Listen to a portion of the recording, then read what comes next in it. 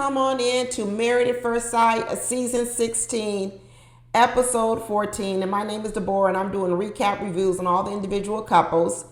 And at the end of each video, there'll be links above my head. You can click on it, and you can go right on to the next video for the next couple. And now we're moving on to Shaquille and Kirsten.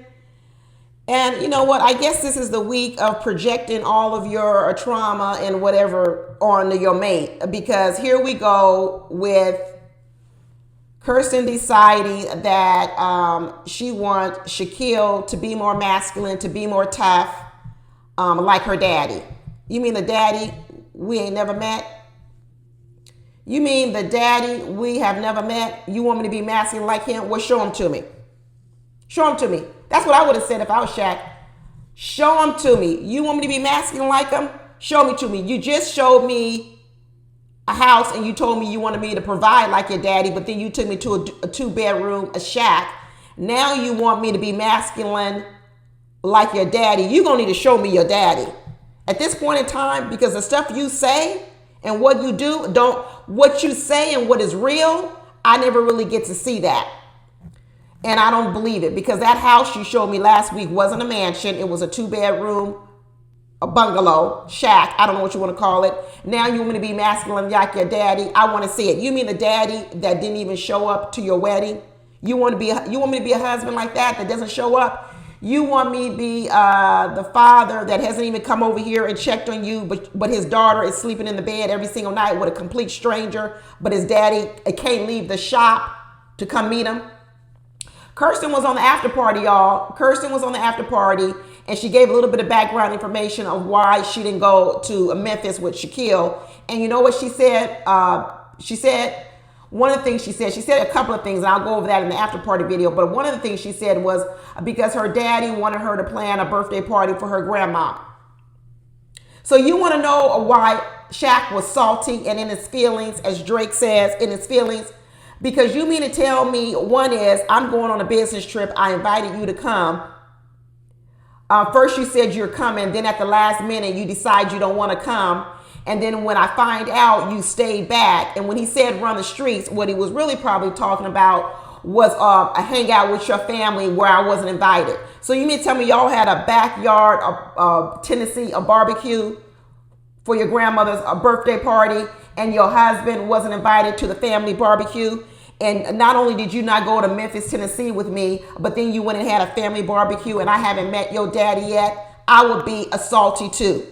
You don't need to be, people around here calling Shaq feminine. You don't need to be feminine to be hurt over something like that. You would just be hurt, period. I don't want to hear no more about Shaq is, he's not masculine. People, go heal yourself. Because if men have to be out here in the world, this is the way you're judging men's masculinity, by whether or not he's got muscles and he works with his hands. So if he's a white collar worker like Shaq is, and he's not working every day with his hands, he's not masculine. You come to find out, you start asking Kirsten, well, what is masculine? What is tough? What are you talking about? Shaq's like, dang, do I got to go up and take a bullet for you? Do I have to go beat down a robber at the ATM? What I got to do? Because she's used to a father that works with his hands. Her father must be a blue collar worker. Like she said, he's always at the shop. So he's at some type of shop, a mechanic shop, a wood shop, a barber shop. I don't know, but it sounds like he's a blue collar man. And ain't nothing wrong with it. Blue collar men are very hardworking, honest people. Okay, they make good livings. They can be good fathers. They can be all that. But now you want to judge me according to your father for a man I ain't even met that you won't even let me meet? This is some foul stuff. Kirsten and Eris, they both like to keep raising the bar and telling you what you need to be. They don't have to do anything. And then they keep coming up with new stuff you have to be.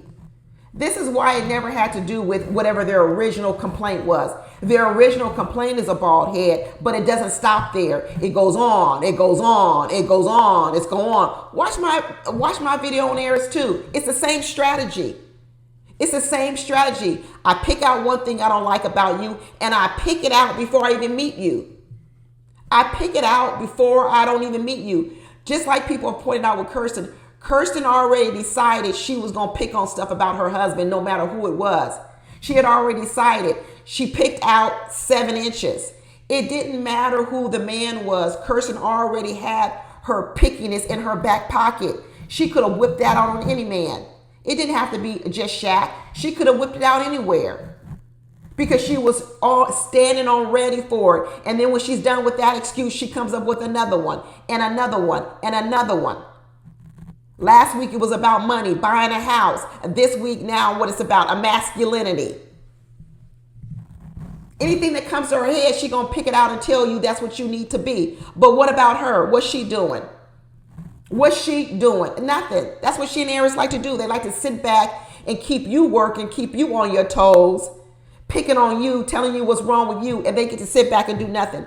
All this stuff over the phone when Shaq was in Memphis and Kirsten's like, hey, honey, I miss you. I wish you would come. I was like, what? What is this all, Kirsten? All this lovey-dovey talk that Kirsten is talking about. And then come to find out, Shaq was like, well, I wanted you there with me. I wanted you to support me. You know what? And even Shaq, in a lot of ways, his communication isn't that good.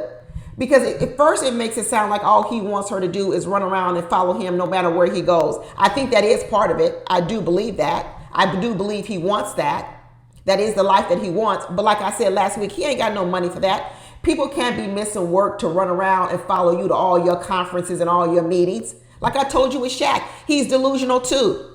Shaq said Kirsten said on the after party, she had an open house.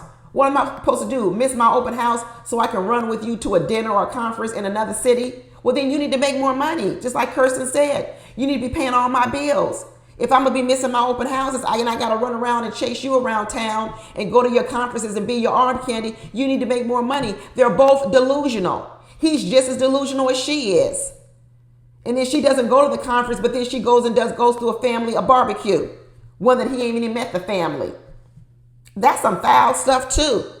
Both of them are, is this the most disliked cast of the Married at First Sight history? Is this going to turn out to be the most disliked entire cast? I know we've had a lot of disliked people, but is this going to end up being the most disliked cast of Married at First Sight history?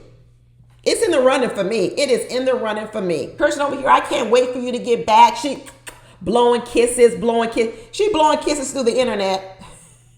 I can't wait for you to get back. And then when they click off the FaceTime or whatever they did, FaceTime, Zoom, whatever they did, and I guess he didn't blow her no kiss back. And then she had to call him back and say, hey, do you see me blow you a kiss? He said, I saw it. He said, I saw it and I did exactly what I want to do. A click, he closed that screen. Then later on, he says, maybe we should keep in touch a little bit more. Maybe we should keep a little bit touch, maybe a little bit more while we are away from each other. And that's when he said we should talk more than once a day. So we come to find out that when he was gone, probably another reason why he was salty was because she didn't call him. Or maybe she didn't pick up the phone. He probably tried to call her and she didn't answer. I know what that looks like. I know what it looks like because I've been married for almost 12 years now. And my husband has done the thing to me because he's called me. I've gone to the store or something. He calls me. I don't pick up the phone.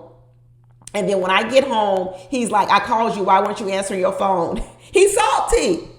That doesn't mean he's effeminate. He's salty.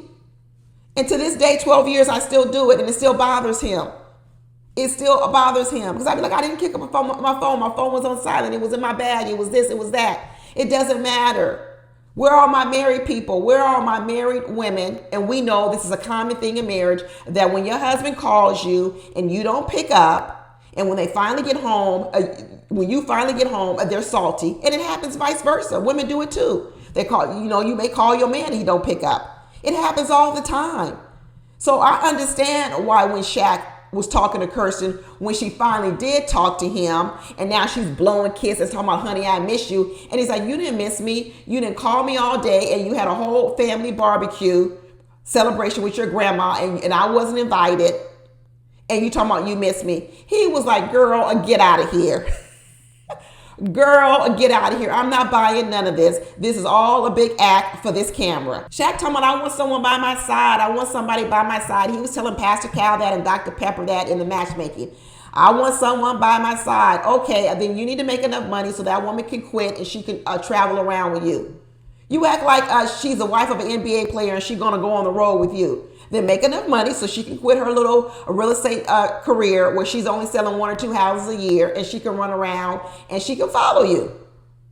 Otherwise, this idea that you have is delusion. You want her fine, in shape. You want her to be able to have all the domestic duties and you want her to be able to run around and follow you around the world. Or watch my little video on finance, no romance without finance. If you guys haven't seen it, I did it last week. Make sure you check out that video because like I said, Shaq's requirements are delusional too.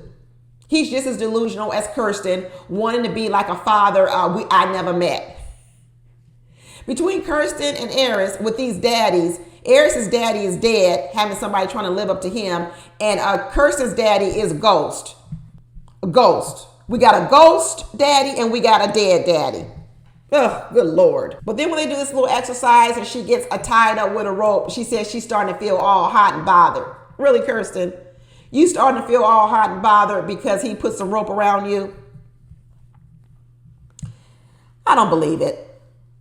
I don't believe that. I don't believe that at all. I just think, once again, that's just something that she's saying because she doesn't want to look like the bad person at this point now. Because I think she's pretty well aware of now that she looks like the bad person. The girls have told her, she's getting the vibe that when people are talking about what needs to be done, they're pretty much telling her she's the one that needs to do more. And so now she's talking about, I get hot and bothered with the rope all around me. Okay, girl. If you say so. And so even when Shaq said, you know what, I really wanted you to come to Memphis with me, and Kirsten told him, well, you should have said that. I tell you, she's the queen of the flip. Remember I was talking about that video a couple of weeks. She's the queen of the flip. He says, well, I did ask you. I asked you to come and go with me, and you said you would, but then you said you didn't. She said, well, you should have told me it bothered you that I was backing out. He says, well, what do I have to do if I tell you I want to go? How many times do I have to say it? You have to say it over and over again, because if you don't, she's always going to tell you didn't say it. That's what she does. That's what she does. That's what Eris does. They have the same playbook. The same playbook. She says, well, you didn't say it enough. You didn't say it loud enough. You didn't say it this kind of way. He's like, well, dang, I invited you. I told you I wanted to come. He's like, oh, well, I don't want you to feel that way. He's like, well, what? You don't want me to feel that way? Well, what you want me to do? Woo, Kirsten's a professional. Kirsten been doing this a long time, y'all. This ain't new with Shaq. You know what? One of the things I think I'm different from a lot of people is a lot of people think these people have come on Married at First Sight. The Kirstens of the world, the Erises of the world, the Ginas of the world, because Gina's another one. They think that these people are only this way right now on this show with these people. Like, if they're with anybody else, they're a completely different person. No, because if they were a completely different person with anyone else, then they probably wouldn't even be on Married at First Sight. They would probably already be married and like they so-called want to be. The reason they are this way with these people on the show is because this is really who they are. I'm going to get into Gina and Clint. This is really who Kirsten is. It's really who Eris is. This isn't they're just only this way because they're with these people. That's their trick. That's what they're able to make people think. And this is what ropes you in. Don't fall for these tricks in your own relationships. There are a lot of people who go around and tell you, the reason I'm this way right now in this relationship is because of who you are and what you're doing to me and what you're not and who you should be. But if you were all those things, I would be a completely different person. This is their trick. It's their trick of why they never have to do anything differently. So you could go ahead and you could take all that on and say, oh, I guess if I were all those things she's saying, she would be this nice person. She would love on me. She wouldn't be so picky. No, Kirsten has been picky her whole life. She didn't just become picky because now she's with Shaq. This is who she is. These are problems that have existed before she met Shaq. She isn't creating a new person with Shaq. She's continuing the old person. Don't fall into that trap. I hear a lot of people say, oh, it's just because she's not attracted to Shaq. Well, she's been attracted to plenty of men outside of Shaq. Why is she marrying none of them? If all it is about attraction, before Married at First Sight, she had her option to choose men she was attracted to. Then why isn't she married if it's just an attraction issue? Same thing with Aries. If it's just an attraction issue, Aries, you've had plenty of women. You lived in Michigan. You lived in California. Now you're in Tennessee. You mean to tell me you've lived in 3 different states and you haven't found a woman you're attracted enough to marry? No. This is their trick to keep you working on yourself, doing more and more, jumping through hoops, doing tricks, and they get to say the same person and blame all of their psychological issues on you. This is Kirsten. It could go on and on and on. It ain't never gonna stop. It's never gonna stop. Shaq got so frustrated with Kirsten at the end, he told her, "Get out my face." That's the best thing Shaq has said in a long time. Shaq got so frustrated with Kirsten by the end, he told that woman, "Get out my face." Stop playing with me, girl. Stop playing with me. Anyway, that's it, y'all. Be sure to watch my other videos, and I'll talk to you later. Bye.